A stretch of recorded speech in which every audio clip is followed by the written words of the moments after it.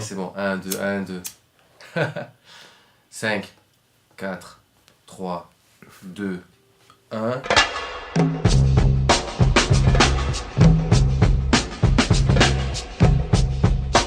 Nous abordons la partie 6.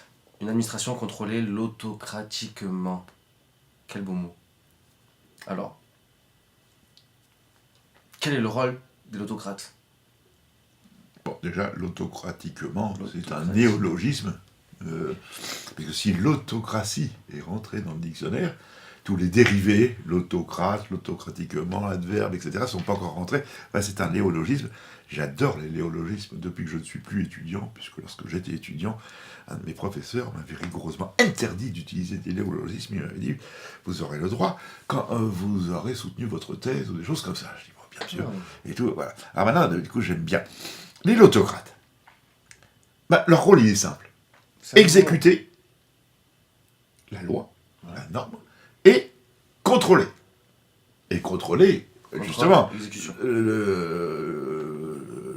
l'exécution, mais le législatif aussi, enfin, bref, faire office de contrôle. Mettre en service les normes votées par le peuple. Et vraiment par le peuple, puisque l'autocratie, tirage au sort, etc., c'est la plus vraie expression du peuple. Comment ? Parce que l'individu tiré au sort, mais comme dans les jurys d'assises et tout, le type il connaît pas, il sait pas, il est perdu et tout, il a une administration pour l'aider. Au même titre que dans les jurys d'assises, il y a ce qu'il faut pour les aider, quoi. Il y a le juge, procureur, etc., qui sont là pour aider, pour donner des conseils, pour même si le peuple reste souverain. Contrôler les commissaires par une série de l'autocrate. Et contrôler les l'autocrate en poste depuis l'État central jusque dans les plus petites communes. Ça me rappelle quelque chose, ça me rappelle ça me rappelle la Rome antique. Enfin. Oui, je crois que c'est là où quelque part on pourrait qualifier ce nouveau monde possible d'un ancien monde, c'est d'une révolution, mais d'une révolution. La République même. À la mode ancienne, série de révolution. On retournerait presque à la case départ. En fait, ça c'était Claude Piozu, grand professeur à Paris 7, décédé depuis, mais il appelait ça les cycles révolutionnaires. Et en montrant qu'on pouvait apparemment retrouver des événements, mais qu'on ne repassait jamais au même endroit. Il faisait ça sous une forme de spirale. C'était assez impressionnant, mais ça, on y reviendra dans d'autres discussions sur les méthodologies, autrement dit, qui pourraient transformer l'histoire d'un art en une science. Revenons-en à mes commissaires du peuple. J'ai pas inventé le mot. L'autocrate, commissaire du peuple. Oui, mais j'ai pas inventé le mot commissaire du peuple. C'est un mot qui existait déjà sous Louis XIV. Louis XIV déjà nommait des commissaires. La Révolution française en a usé et abusé. Et puis, Lénine. Lénine qui était président des commissaires du peuple. C'est vrai. Bon. Donc qui ont dérivé en commissaire politique. Après, ça, c'est une autre histoire. Après, ça a mal fini, cette histoire. Mais c'est-à-dire qu'il faut pas confondre, en fait, ce que fut dans URSS, Union des Républiques Socialistes Soviétiques. Soviétique, ça l'a été de février 17 à décembre 17 maximum.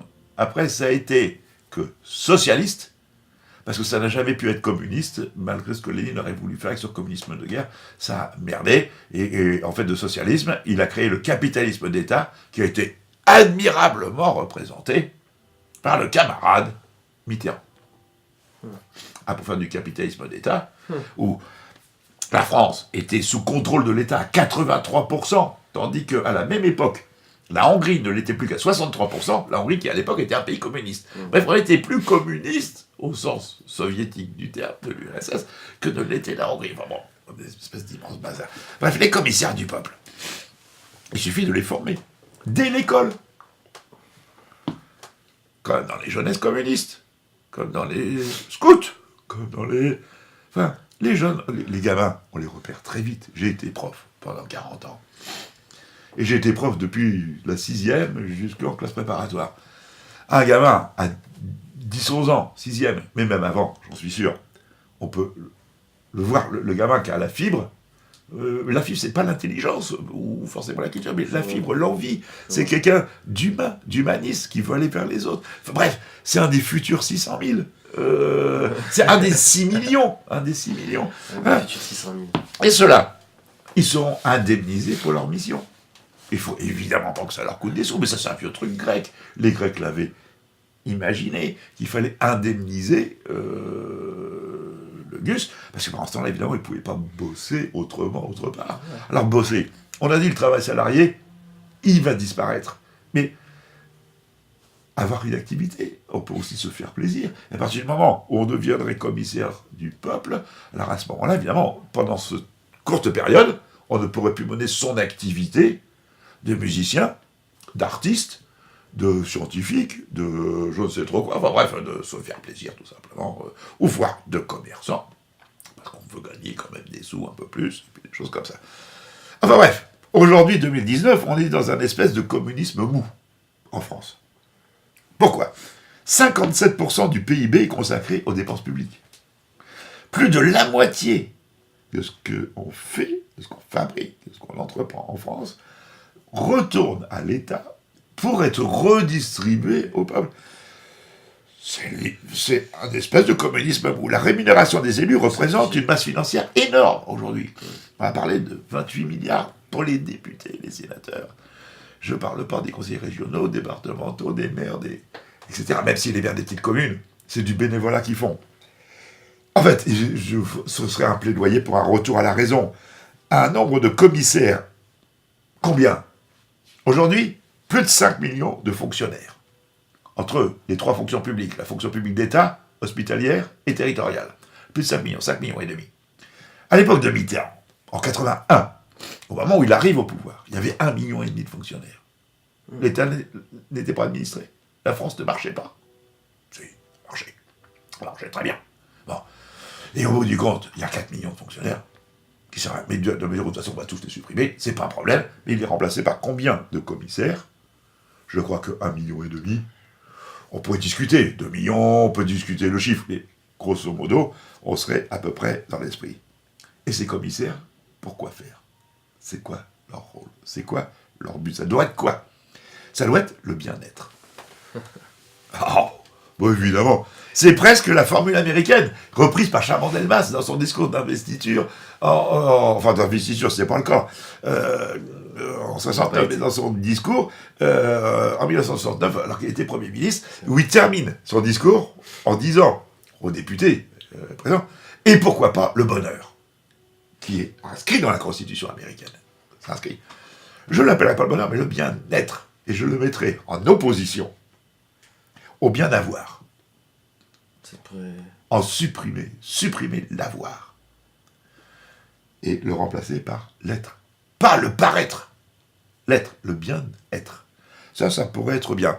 Ou l'être serait supérieur à l'avoir. Bon, mais tout ça, c'est une véritable question sociétale. Une véritable question de société. Bon, on a fait le tour de la question, véritablement. Il y aura une dernière toute petite séquence, mais qui sera, on pourrait même la faire maintenant. C'est-à-dire, on résume.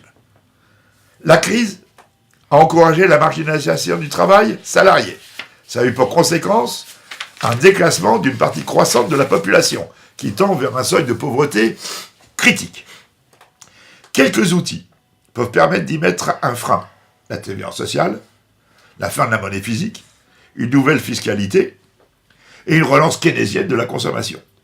Pour gérer la chose, la démocratie rénovée pourrait se substituer à la République, dite des juges, qui sait accaparer tous les pouvoirs.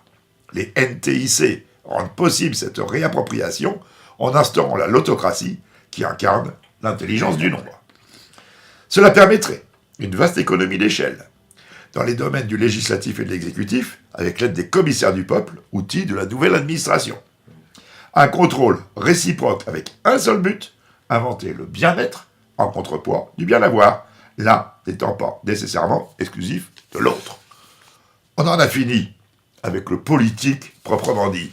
On va passer maintenant dans le grand troisième chapitre suivant, qui va être la question sociétale. On a parlé d'économie, on a parlé de politique, on va parler de sociétal, que je préfère au mot société, mais ça, ceci est une autre histoire. Quoi qu'il en soit, je crois qu'il y a déjà débat. Pour l'économique, il y a déjà débat. Pour le politique, et vous allez voir, on va carrément mettre le bazar. On change le contrat. On va changer de contrat en parlant de société.